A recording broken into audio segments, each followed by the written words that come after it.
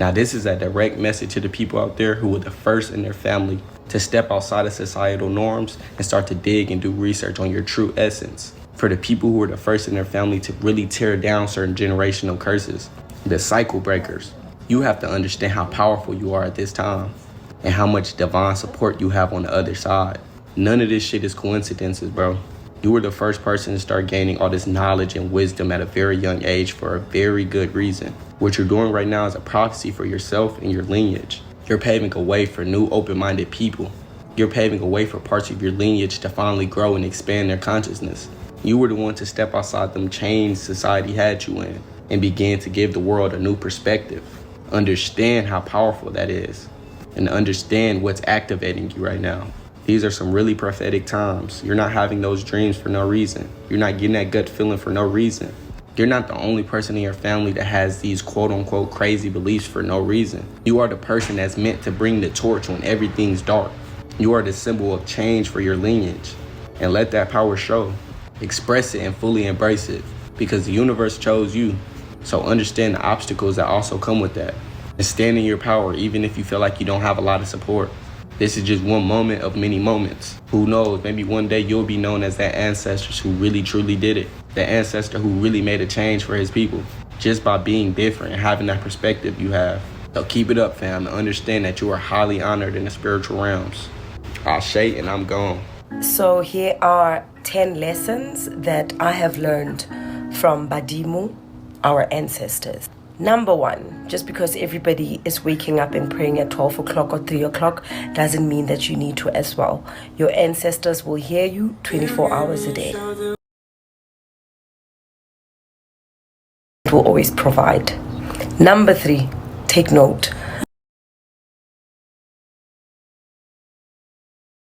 When she was alive, best believe she still does not like you in the afterlife. So remember,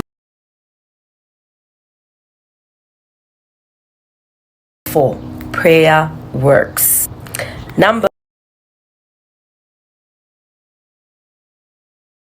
I know it may be difficult, but Spirit will always be there for guidance.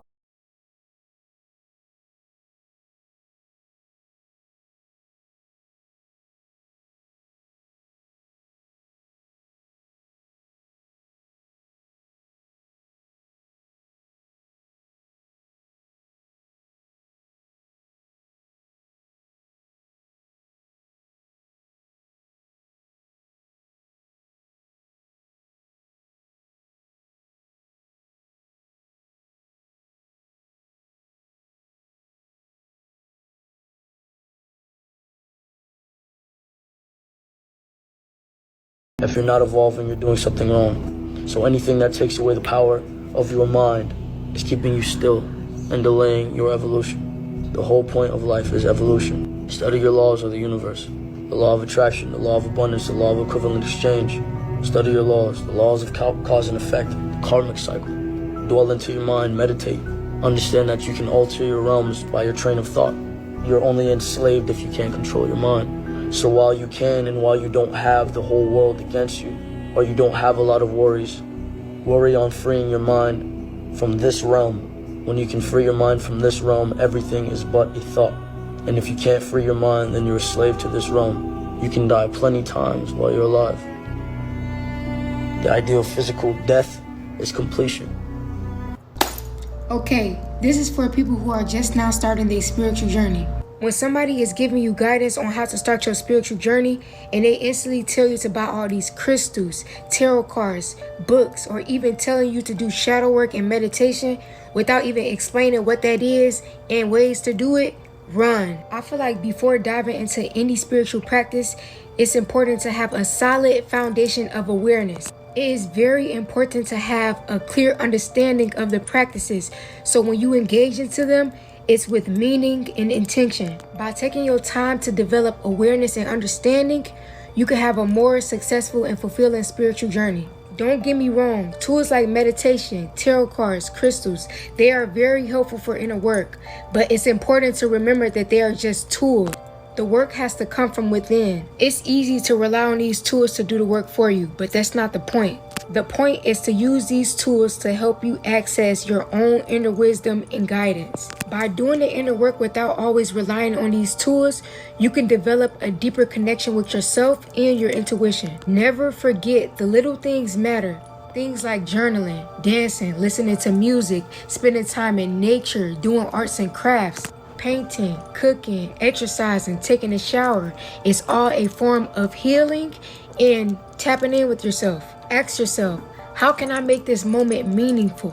You don't always have to be using crystals, meditation, tarot cards to feel like you have meaning in your life. Use your discernment when seeking new knowledge. Now listen, with so much information and knowledge being displayed all over many platforms, it's going to be key for us to use our discernment. Just because you feel like somebody has good insight and you resonate with some of the things they say does not mean you listen to everything they say. It's about taking what resonates and leaving the rest. And this could be anybody. This could be for your closest friend that you trust a lot. It's about utilizing your abilities in the true battle, in the true spiritual warfare. And that's going to be thinking and using your own discernment, having and bringing your own creative concepts and new different perceptions. It's okay to not share the exact concept as somebody. It's okay to see things a little bit different than the rest of the spiritual community. And it's okay to feel detached from what you would consider the spiritual community. Using your discernment will automatically lead you on a path of being misunderstood. And sometimes that will be by people you would consider like-minded. There's a lot of illusions out here, and if you don't want to be caught up in it, you have to think. Here's 6 steps to start your spiritual journey. Before these 6 steps, realize you've never not been on a blood clot spiritual journey, bro. Deep that. You've never not gone off of the ride of spirituality. Even if you forgot about it or you don't believe it or whatever, you're a spirit in a blood clot meat sack. So it's all spiritual.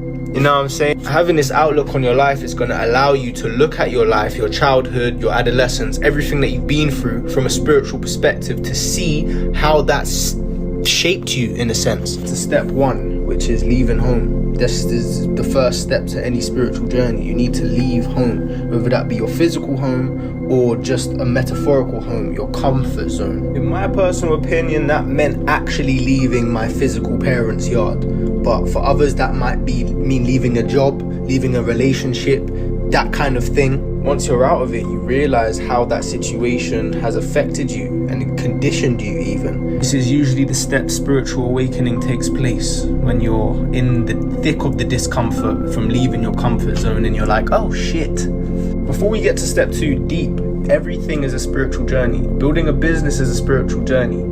Building a relationship, building your body, it's all a spiritual journey of transformation and metamorphosis. Step 2, you have to admit the problem. Whatever problem that's gotten you in a state, a low vibration, unhappiness, despair, whatever it is, anxiety, depression, you need to admit that you are in that state in order to change it. There's an agreement happening on a subconscious level. Once you admit what's wrong with you, then you understand, okay, I can feel better, which leads me to step 3. Believe change is possible, nigga. Which is easier said than done for a lot of people. For me, I haven't really had an issue with believing change is possible, but that comes down to programming. It comes down to how you've been conditioned by your parents. Those who are conditioned into hopelessness is going to find this a lot harder. But all you need to do is find a mentor, a digital mentor even, somebody that you look up to and see and like how. 5 spiritual secrets that you're gonna learn over time. Hugging trees removes negative energy. When you hug or sit under a tree, you'll feel its unique healing energy. It has now been confirmed by science that hugging trees can beneficially affect the human health by altering vibrational frequency. Mood improvement, headache alleviating, and escalated serotonin production. It's a whole lot more benefits. Number 2, the universe is always listening. Be mindful of your self-talk. It's a conversation with the universe. Grounding is necessary. A lot of us don't experience this because we have on rubber shoes. This stops the electric connection between the ground and your body. Rubber is an insulator. It reduces pain, improves sleep, boosts immunity, calms your mind, decreases inflammation, detoxes your body of waste and stuff, and a whole lot more. Pause to read. Number 4, lazy days are necessary. You are human, not a robot. Take some time off to nurture your child self. And number 5, the law of attraction does not stop. What you think, you become. What you feel, you attract. What you imagine, you create. It's just like the law of gravity. It don't stop. This is what happens when you have a spiritual awakening. Spiritual awakening, or existential realization of self, is the sudden realization of your existence within this universe. When you go through this experience, there is usually an intense feeling of waking up or being reborn in a way that is extremely vivid and extremely lucid. This awakening causes one to have an intense sense of motivation, a sense of purpose, an understanding of one's mortality, and a deep appreciation for each moment that passes. When one experiences this awakening, no new knowledge is learned, but rather there is a new, deeper understanding of their previous experiences that becomes visible in a sudden manner. These cases of spiritual awakenings can be caused suddenly by meditation, dreams, altered states of consciousness, grief, or can happen randomly at some point throughout someone's life. However, these awakenings are not a constant state of being. For some people, the impact of their experience fundamentally changes their perception on life, their values, their priorities, and leads them on a path of self-discovery. But for many, when the intensity of their experience wears off, they will return to a more conventional way of thinking or living, forgetting the wisdom that they attained in this so-called awakening. And even worse than returning to a conventional way of thinking, they may develop a messiah complex, suffer from depersonalization or derealization, and even psychosis. And so it's important to be aware of the reality of this experience, because ringing of the ears. Ringing of the ears. Usually ringing of the ears is coming from the atrium artery of the heart, or you are going through a consciousness upgrade.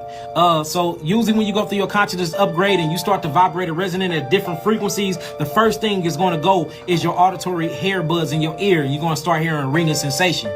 Or it could be the atrium artery inside of the heart too, and you're going through some type of rhythmatic heart palpitations, and you need more calcium and more magnesium inside of manganese inside of the blood. So sometimes it's a mineral deficiency issue. So uptake your minerals by going on your dark leafy greens and going on your fruits, and calming down on the meats and the dairies. I would say get rid of the meats and the dairies altogether.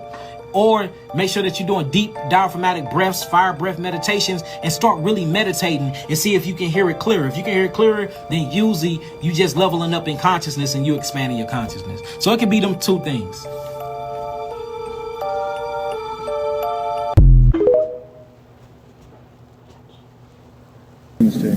Because, I mean, the way this country is successful is if we have one set of rules and everybody follows it. If anybody gets outside of that set of rules and they're in a public view like I am, you know, it's like detrimental to everybody following the rules if I'm representing, like, to what they think is that I represent lawlessness and the outlaw mentality, and I represent that thug mentality from the street. So they feel like if they can punish me, then it'll punish people who are not as brave as I am, who don't speak out against things. Thank you everybody for watching, tuning in, and I appreciate everything y'all been giving me, man. Appreciate the subs and the views, y'all. Peace and love. Ashe.